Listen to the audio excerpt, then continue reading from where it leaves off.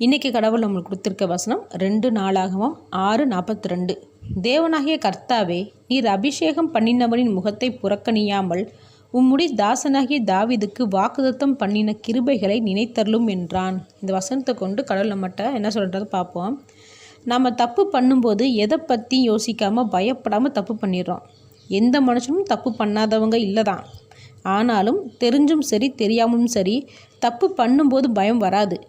ஆனால் அது தப்புன்னு உணரும்போது தான் பயமே வரும். கடவுள் நம்மளை தண்டிச்சிருவாரோன்னு பயப்படுவோம்.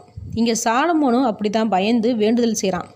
இஸ்ரவேலர்கள் தப்பு பண்ணி மனம் திரும்பும்போது தயவு செஞ்சு எங்களை புறக்கணியாமல் தாவீதுக்கு நீங்கள் பண்ணின வாக்குத்தத்தத்தை நினைத்து பாருங்கன்னு சொல்லி கடவுளை பார்த்து வேண்டிக்கிறான். கடவுளும் அநேகம் தடவை தாவீதையும் சாலமோனையும் இஸ்ரவேலர்களையும் மன்னிச்சிருக்கிறாரு. அதே போல தான் எல்லாரையும் மன்னிக்கவும் செய்கிறாரு. இப்போவும் எத்தனையோ பேர் தெரிஞ்சோ தெரியாமலோ தப்பு பண்ணியிருப்போம். அது தப்புன்னு தெரிஞ்ச உடனே கண்டிப்பாக கடவுள் நினச்சி பயம் வந்திருக்கும். சின்னதாக ஒரு நெகட்டிவாக சின்னதாக நடந்தால் கூட நம்மளுக்கு ஒரு பயம் வந்துடும். கடவுள் தண்டிக்கிறாரோ அப்படின்னு நமக்குள்ளே ஒரு பயம் வரும். அப்படியே அந்த பயத்தோட தேவன் சன்னதியில் போய் நாம் மன்னிப்பு கேட்கும்போது கண்டிப்பாக தேவன் நம்மளை மன்னிப்பார். பைபிளில் கர்த்தர் சொல்கிற வார்த்தை, யாருடைய இறப்பையும் நான் விரும்பலை, மனம் திரும்புதலை தான் நான் விரும்புகிறேன் அப்படின்றத சொல்லியிருப்பார்.